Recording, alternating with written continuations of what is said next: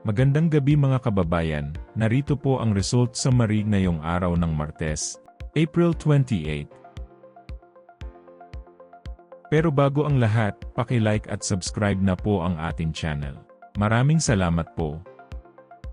Para sa 2D Lotto, ang resulta sa 2 PM draw ay 5 at 30. Para naman sa 5 PM draw, 10 at 13. At para sa 9 PM draw ay 20 at 30 in exact order. Para sa 3D Lotto, ang resulta sa 2 PM draw ay 0, 2 at 3. Habang sa 5 PM draw ay 5, 3 at 0. At para sa 9 PM draw, 6, 3 at 0 in exact order. Para sa 6D Lotto, ang winning combination ay 8, 1, 5, 2, 1 at 5 in exact order. I-pause ang ating video at paki-check mabuti ang inyong mga tickets. Para sa Lotto 642, ang ating winning combination ay 15, 9, 12, 16, 37, at 35 in any order.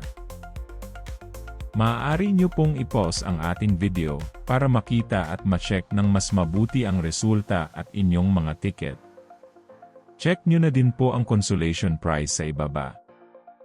Para sa Super Lotto 649, ang ating winning combination ay 27, 9, 34, 5, 16, at 42 in any order. Muli, maaari nyo pong i-pause ang ating video para sa pag-check ng inyong mga ticket at panalo.